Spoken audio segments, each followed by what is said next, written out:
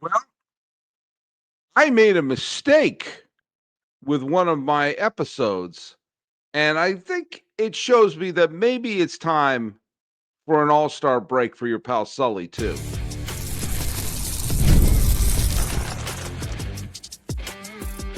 You are Locked On MLB, your daily MLB podcast, part of the Locked On Podcast Network, your team every day. Hello, baseball fans. Welcome to Locked On MLB, part of the Locked On Podcast Network, where it's your team every day. This is the daily podcast. We talk about all of Major League Baseball. I'm your host, Paul Francis Sullivan. Please call me Sully. Follow us at Locked On MLB Pods on Twitter or whatever it's called these days, and on Instagram. I'm your pal Sully, but Sully Baseball Podcast on Instagram. And the best way to get with me is right here on the YouTube page. I do listen to all of the comments. This episode is brought to you by Monarch Money. Take control of your finances with Monarch Money and use the code LOCKEDONMLB at monarchmoney.com for 50% off your first year. Now, let me tell you something. There's no new trivia question for today for this reason. I'm your pal Sully, made a mistake. I did an episode to be dropped on Sunday morning. I recorded it. I uploaded it to be uploaded at 9:30 in the morning, Sunday morning. I went on with my day. I took my son to the movies. I saw my dog, petted my dog. My dog looks like crypto, not the currency, but the dog in the new Superman movie is my dog. He's a white dog. Crypto is a white dog. Has a year crypto. Had a great time. Did some more work. And I kept thinking, I'm not getting any responses for the video. Well, it's a Sunday. Maybe people are doing things. I realized, I said it for a morning drop, but I said it for the wrong day. I said it for Monday, not for Sunday. That episode's up already, and it talks about Saturday's games. We're going to talk today a little bit about Sunday's games and the end of the All-Star break. But folks, your pal Sully can make mistakes too, and it's good to own up to your mistakes. It's good to make when you make a mistake, say, hey, I'm sorry I got that late, but hey, when you woke up this morning now, you've got 2 episodes. Look at that. You got my reviews for Saturday games and for Sunday. Yikes. Man, it's time for the All-Star break for everybody. Let's take a quick peek at who owned baseball for the 13th day of July, the final day before the All-Star break. Julio Rodriguez, who's had an up and down year for Seattle, but he reached base 4 times, including a home run and a stolen base. The Mariners doubled up the Detroit Tigers 8-4, and the Mariners, as of this recording, are a playoff team, and they're going into the All-Star break as one of the wild card teams. The team that I picked to win the American League pennant with the Texas Rangers. They're not a playoff team as of this recording, but don't blame Nathan Eovaldi. He pitched 7 2/3 innings, let up only 1 run, struck out 8 Astros, and Texas won that game 5-1. And hey, I talked about this in the game that was in the episode that was supposed to drop on Sunday morning, and I'm talking about it again. The Marlins are playing great baseball. They're playing fun, exciting baseball. They're knocking the snot out of the ball. They've been one of the best teams in baseball for the last 30 days. And it's not going to amount to piddly-poo because the management does a fine job of putting players together. The ownership's not going to do anything to improve the team. Yuri Perez didn't allow a run over 7 strong innings. The Marlins won that game 11-1 over Baltimore. And Kyle Stowers, he had the day of all of baseball today. He got 5 hits.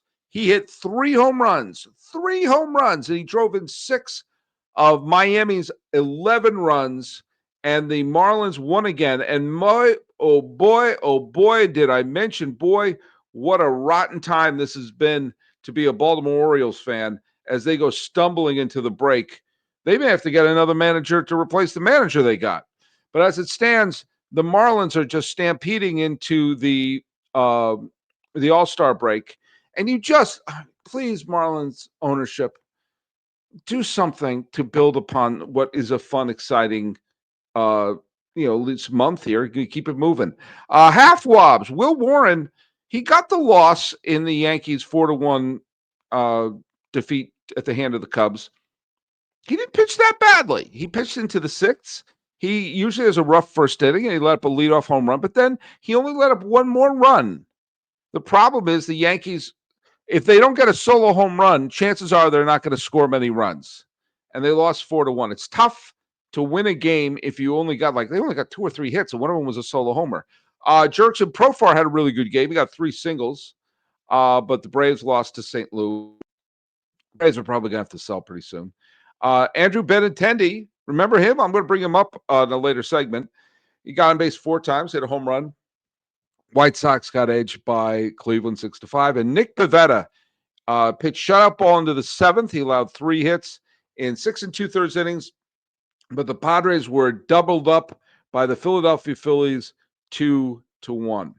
Now, as we go into we're going to go into the All-Star break and take a quick peek at which teams are currently playoff teams as of this recording.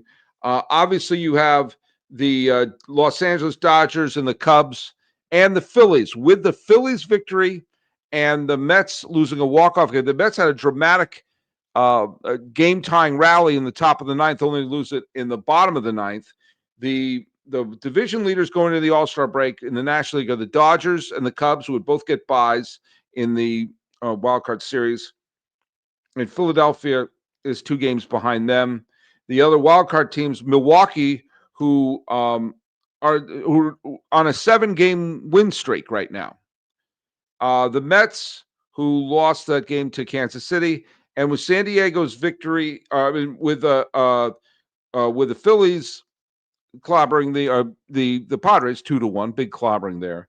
The Giants had an opportunity to go into the All-Star break with a share of a wild card spot, and they lost in extra innings to LA. So the wild card teams in the National League are Milwaukee, the Mets, and the Padres. Mizorowski has been added to the All-Star team. I don't know what I think about that. And to me, I think this is another reason why you have to start the season with the All-Star game, because you have a whole year's worth of stats to build upon your All-Star candidacy. And if Mizorowski has a lousy second half, he's only pitched, 4 or 5 games? If he has a lousy second half, you're going to look at this and say, or if people figure him out or whatever, so why the hell is that guy an All-Star? You want to have a full year to look at your stats to make sure you're, an All-Star contender. But this is the way they have it set up now, and it would be kind of cool to see Mizorowski face 2 batters before being put back in carbonite and taken away. In the National League, the Red Sox won again. They're on a 10-game winning streak. They won once again, and they are now just 1 game behind the Yankees. The wild card, the division leads right now are the Tigers, Astros, and Blue Jays. And as of this recording, the Tigers and the Astros would get byes, and the Blue Jays, who lost 2 games to Sacramento, would have to play the wild card series. They play it against the Seattle Mariners.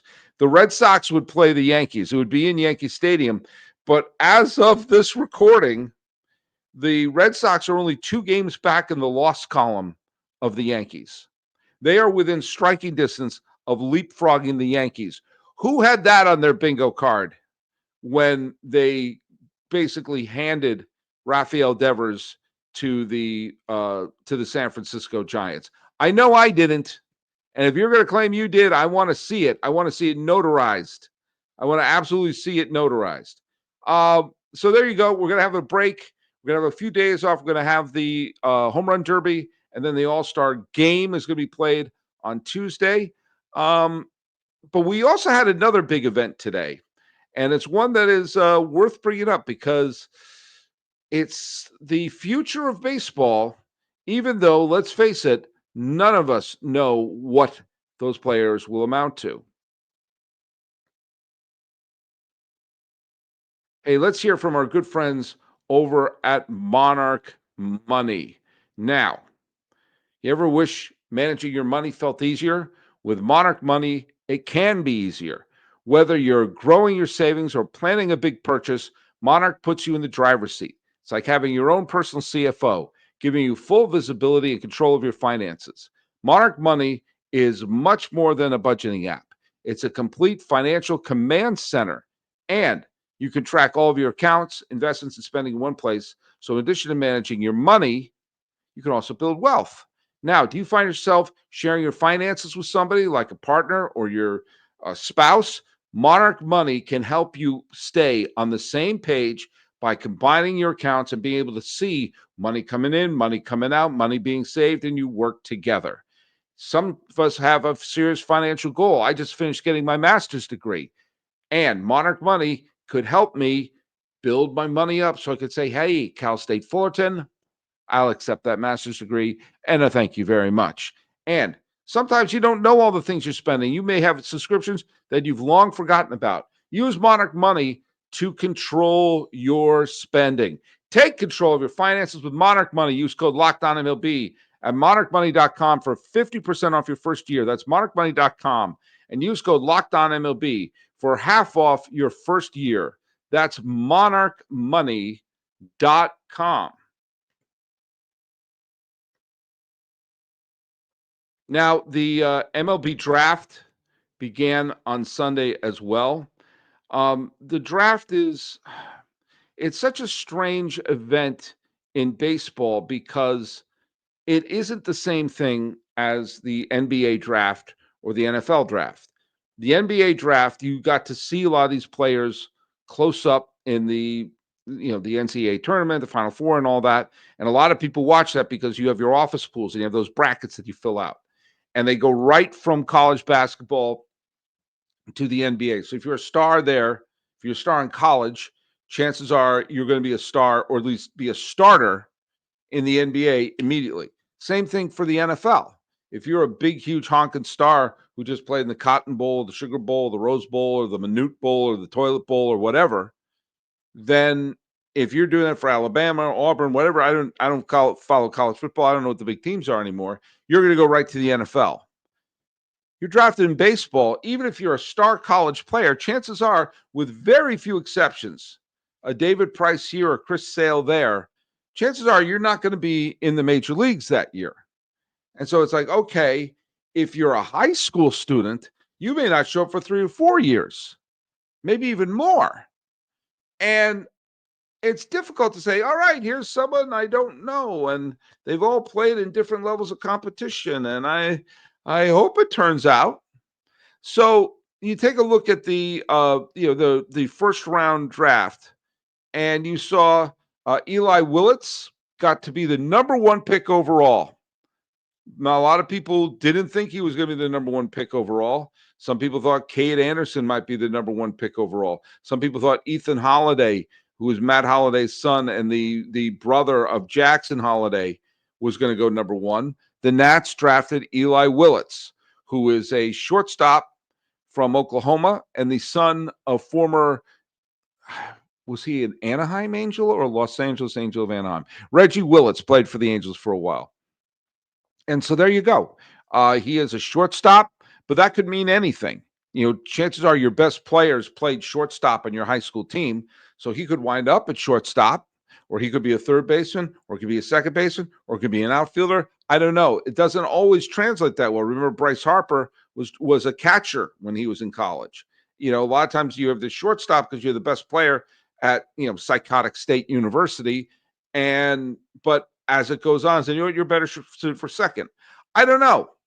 I don't know anything about him. I mean, he must be good. He must be good. The number 2 pick was Tyler Bremner, who was a college pitcher. He went to the Angels.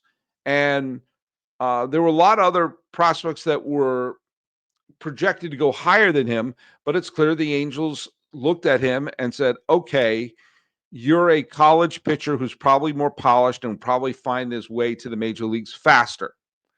And so there you go. And it's fine. He may be a great success. The Mariners drafted Cade Anderson. I found this to be interesting. Ethan Holiday, who some people had projected going at number 1 to the Nats, was drafted by the Colorado Rockies, of which he must be doing a dance right now because, hey, I get to play in Colorado. There, my offensive stats go through the roof. he's Matt Holliday's son, as I mentioned before.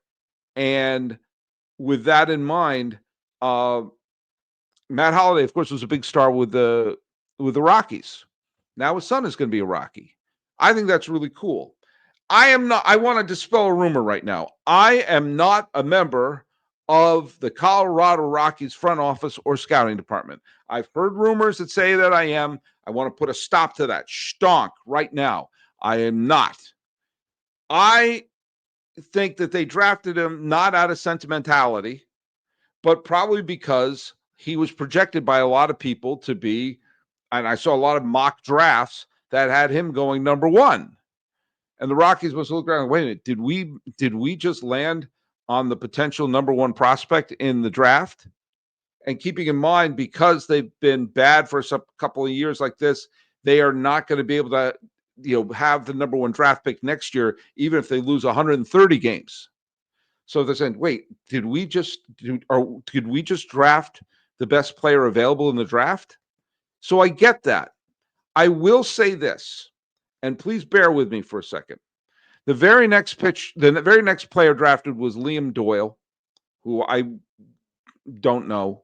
He's a left-hander from Tennessee.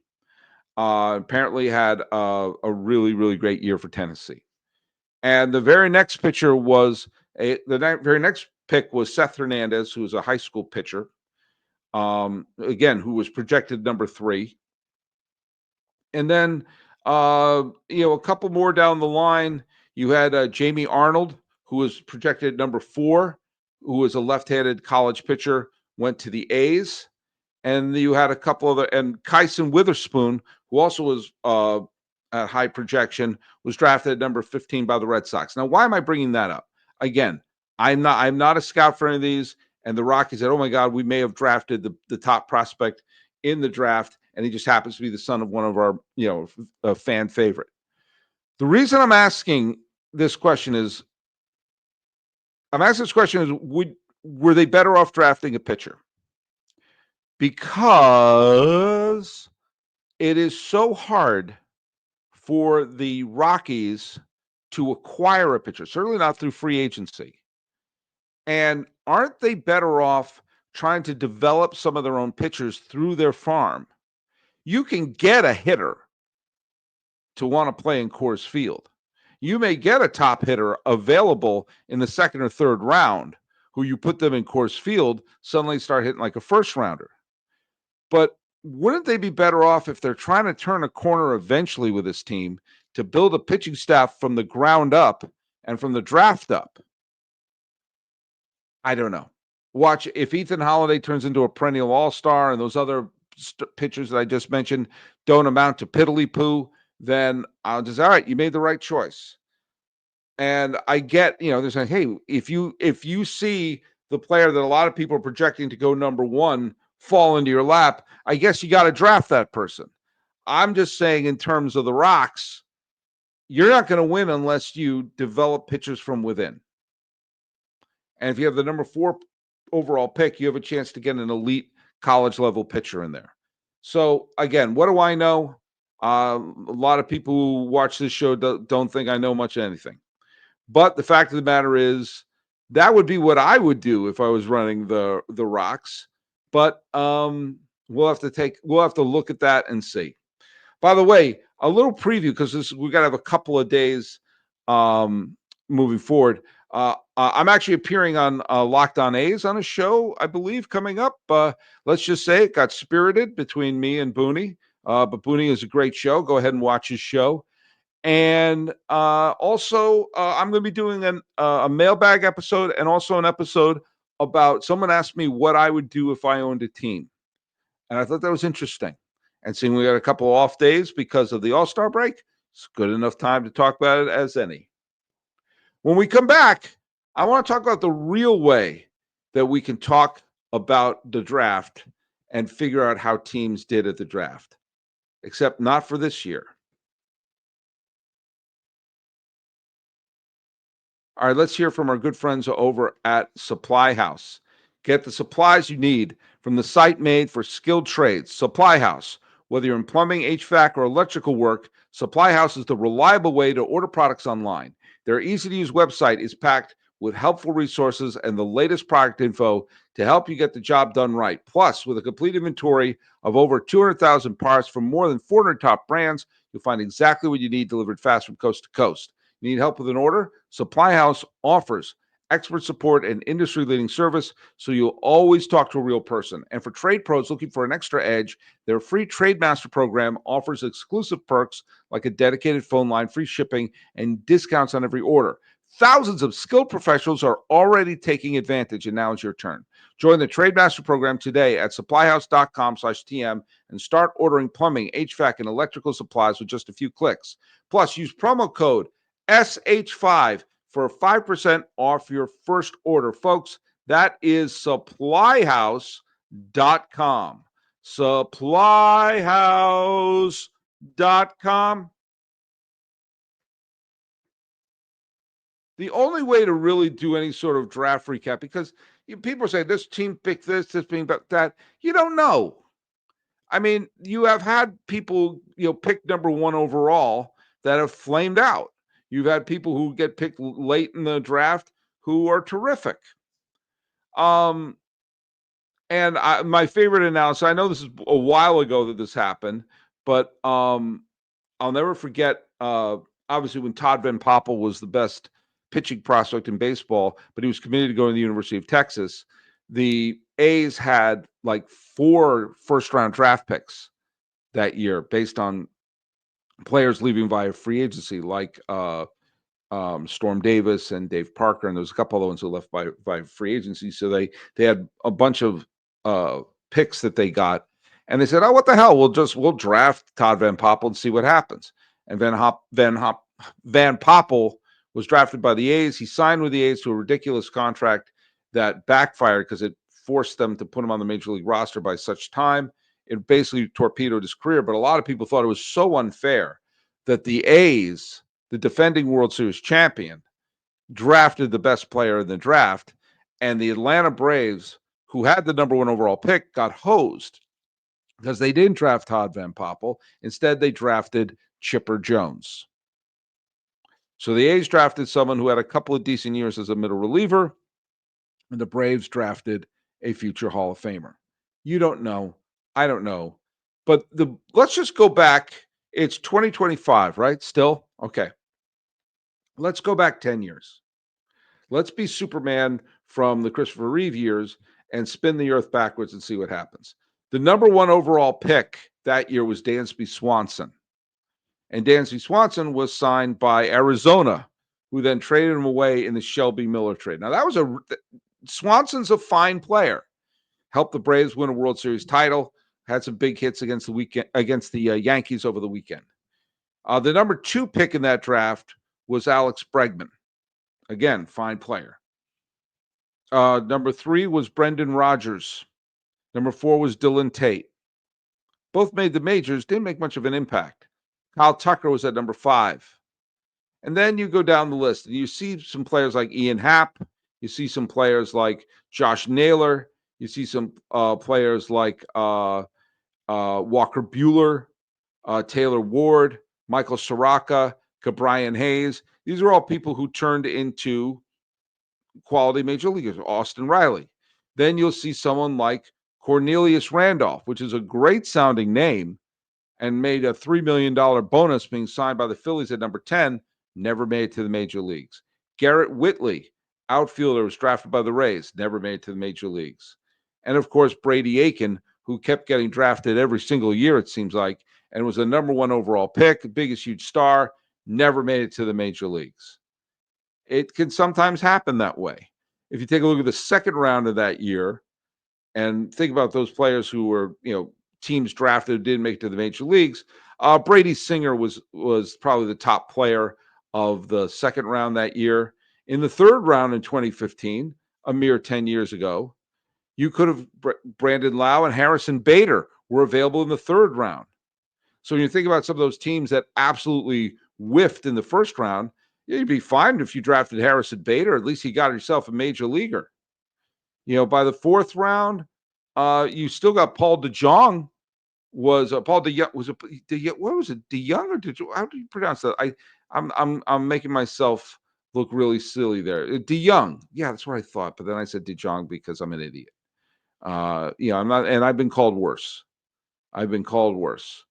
And then, by the time you get to the fifth round, you may get a few role players here or there, but you're not going to get you're probably not going to get a legit major leaguer anywhere down at that point unless you have a really great farm system, or you could have Jake Cronenworth, and Jake Cronenworth was available in the seventh round. The seventh round. For all those teams that whiffed in the first round, the Rays drafted Jake Cronenworth in round number 7. And I don't think anyone was screaming about, oh, look at what an amazing job they did. They drafted Cronenworth. So there you go. Let's go back 5 years after that, or 5 years before that. In 2010, there was a high profile draft because you had Bryce Harper was available in that, and everyone knew that he was going to be a big, huge star. They were saying, is he going to be the LeBron of baseball? And he was picked number 1 overall by the Washington Nationals. And it's tough to argue with that pick. It's tough to argue with that, because look at he's turned out to be an MVP caliber player. The Pirates drafted Jameson Taillon, number 2. And Taillon's had a fine career. He's a major leaguer. The Orioles had the 3rd pick and they drafted Manny Machado. So there you go. And other people, I mean, you see like Matt Harvey was drafted by the Mets. I know that injuries clobbered him, but he certainly was an electric pick when he came in. And then you saw Drew Pomeranz was drafted by Cleveland, and Pomeranz is still cashing a check. He's got a World Series ring. He's had a nice career. Chris Sale was available at number 13, and the White Sox gobbled him up.